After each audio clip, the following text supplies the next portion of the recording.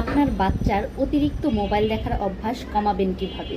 চলুন জেনে নেই কিভাবে সিম্পল কয়েকটি স্টেপ ফলো করার মাধ্যমে আপনার বাচ্চার স্ক্রিন টাইম কমিয়ে নিয়ে আসতে পারবেন।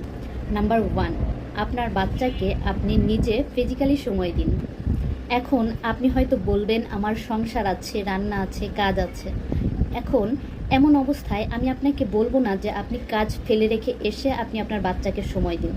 আপনি এটা করতে পারেন, আপনি আপনার বাচ্চাকে আপনার কাজের মধ্যে ইনভাইট করেন। আপনার বাচ্চার বয়স অনুযায়ী আপনি ওকে বিভিন্ন কাজে এনগেজ করুন। ধরুন আপনি কিচেনে আছেন, রান্না করছেন, আপনি আপনার বাচ্চাকে একটি আলু ছিলতে দিন, আপনি আপনার বাচ্চাকে একটি ডিম ছিলতে দিন। এসব ছোট ছোট কাজগুলো কিন্তু বাচ্চারা করতে খুব আনন্দ পায়। আপনি তখন খেয়াল করবেন আপনার বাচ্চা যখন এসব ছোট ছোট কাজগুলো করছে তখন তার মাইন্ড মোবাইল থেকে বা স্ক্রিন টাইম থেকে অনেকটা এসব কাজে এনগেজ হয়ে গেছে। নাম্বার 2, নিজের সুবিধার্থে আপনি আপনার বাচ্চার হাতে মোবাইল বা অন্য কোনো স্ক্রিন টাইম তুলে দেবেন না। এটা মনে করে যে আপনি কিছুক্ষণ রিল্যাক্স থাকতে পারবেন বা একটা কাজ আপনি মনোযোগ দিয়ে করতে পারবেন। এই কাজটি করা থেকে অবশ্যই বিরত থাকবেন। আর একটা বিষয়, আপনি আপনার মোবাইল ফোনে কোনো রকম গেম রাখবেন না যাতে করে সে মোবাইলটা নিয়েই তৎক্ষণাৎ গেম খেলার সুযোগ পেয়ে যায়। নাম্বার 3, আপনি আপনার বাচ্চার জন্য একটা healthy screen time boundary set করুন যাতে করে আপনার বাচ্চা বুঝতে পারে যে আমি আমার এতটুকু সময় স্ক্রিনে দিতে পারবো। অনেক বাচ্চারা যারা মোবাইল দেখতে অভ্যস্ত তাদের কাছ থেকে হুট করে মোবাইলটা নিয়ে নেওয়া বা যে কোনো বাউন্ডারি সেট করে সেটাকে ফলো করা সেটা তাদের পছন্দ না।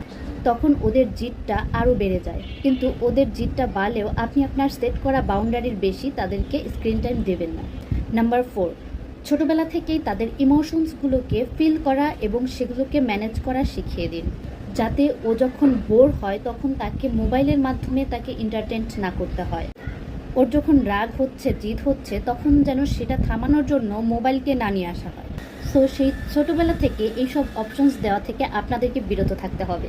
ইনস্ট্যান্ট আপনি আপনার বাচ্চার ইমোশনটাকে অন্যভাবে কীভাবে ম্যানেজ করবেন আপনিও সেটা শিখুন এবং বাচ্চাকেও সেটা শিখিয়ে। নাম্বার 5, আপনি নিজে একটা হেলদি স্ক্রিন টাইম মেনটেন করুন যে আপনার বাচ্চা আপনাকে দেখে শেখে যে মোবাইলটা কিসের জন্য ইউজ হয় বা কতটুকু ইউজ করতে হয়। সবসময় চেষ্টা করবেন আপনার বাচ্চা আশেপাশে থাকা অবস্থায় যতটা কম সম্ভব মোবাইলটা ইউজ করা যায়। মনে রাখবেন আমার এই কথাগুলো ম্যাজিকের মতো কাজ করবে না, বাট আপনি যদি এই স্ট্রাকচারটা কনসিস্টেন্টলি ধৈর্যের সাথে ভালোবেসে বা অনেক সময় নিয়ে ফলো করেন তাহলে অবশ্যই বাচ্চার মোবাইল দেখাটা একেবারে বন্ধ না হয়ে গেলেও কমে আসতে পারে। ধন্যবাদ সবাইকে।